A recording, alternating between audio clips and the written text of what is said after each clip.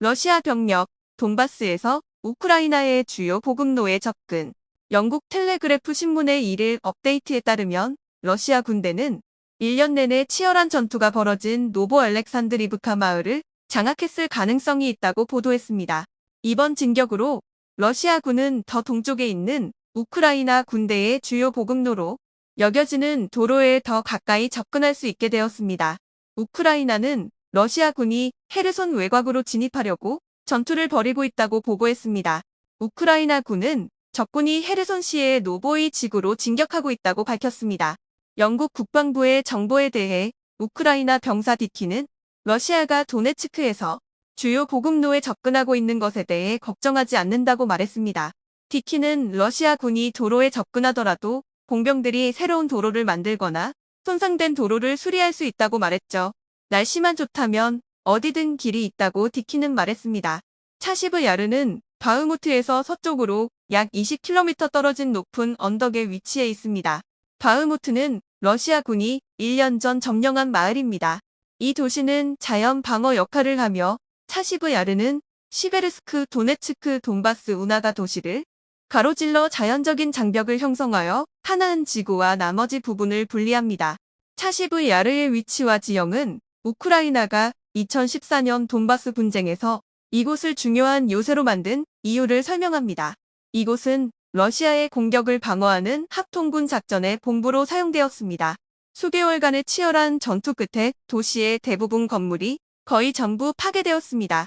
이곳은 양측 모두가 중요 도시 크라마토르스크와 슬로비안스크로 진입하는 잠재적인 장소로 여깁니다. 차시브 야르를 장악하면 러시아는 도네츠크주에서 더 광범위한 공격을 시작하기 쉽게 됩니다. 이전에 우크라이나 언론 우크라인스카 프라우다는 군사 소식통과 블로거를 인용해 러시아군이 도시의 한 구역을 점령하기 시작했다고 보도했는데요. 소식통에 따르면 러시아군은 주요 도로를 따라 지역을 정리하기 위해 유도폭탄을 사용했다고 전했습니다.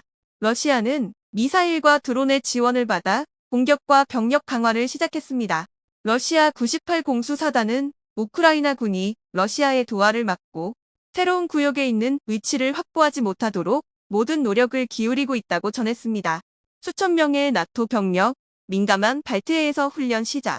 약 9천 명의 병사가 20개국 북대서양 조약기구 동맹국에서 이번 달 발트해 지역에서 벌어지는 훈련에 참여했습니다.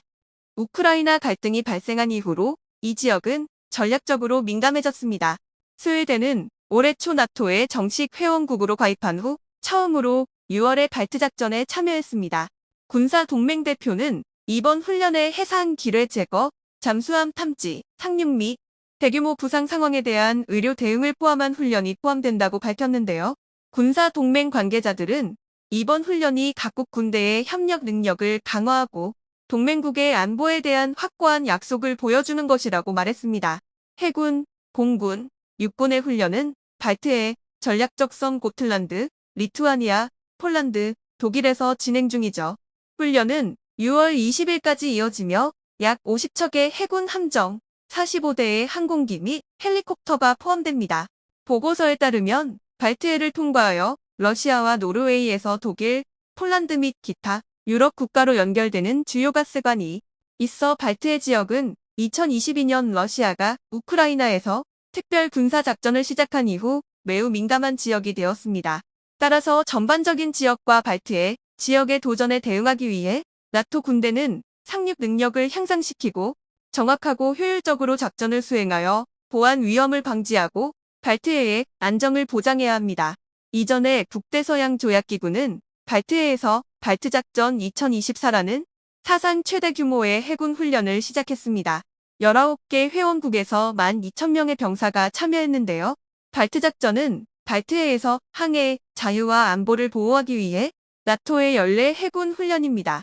발트작전 2024는 미국이 주도하며 리투아니아의 클라이페다 항구는 30척 이상의 나토 함정과 4,000명 이상의 해군, 해병대, 해군 항공 및 기타, 해군 특수부대의 활동 장소가 될 것이죠.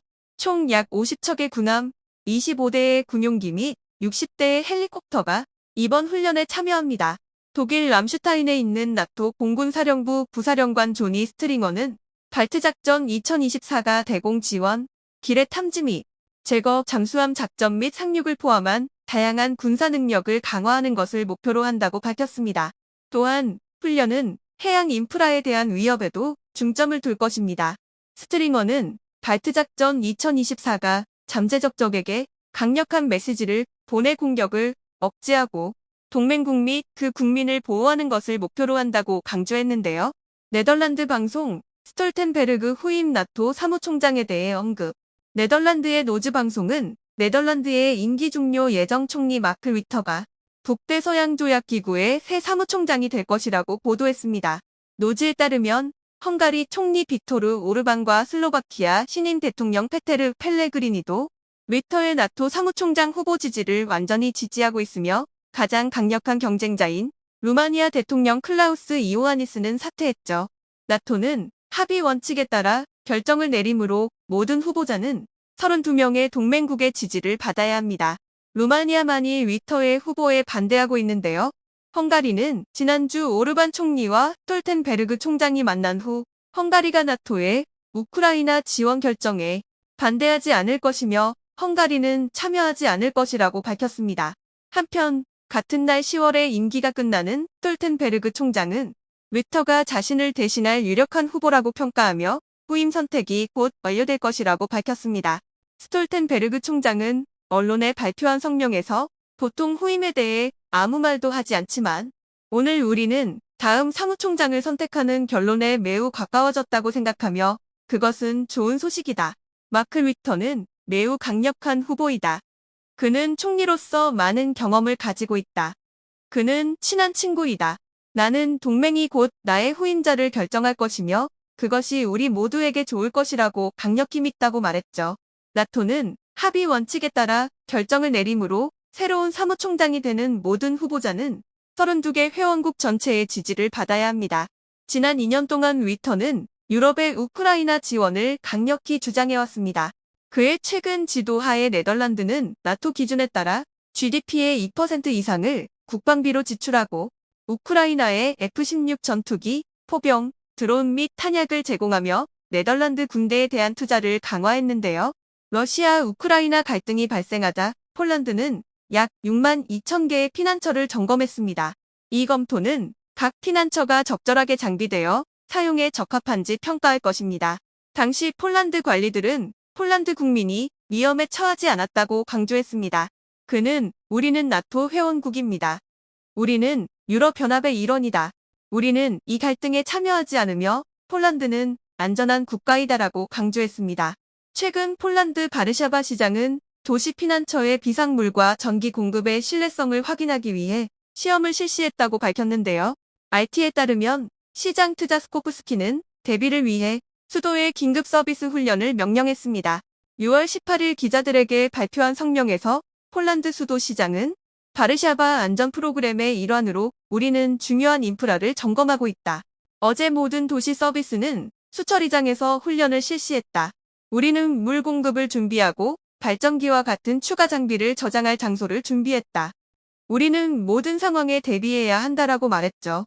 트자스코프스키 시장은 또한 X소셜미디어의 훈련 사진을 공유하며 바르샤바 시민들에게 이는 단순한 훈련일 뿐이지만 도시는 그들의 안전을 매우 중요하게 생각한다고 안심시켰죠.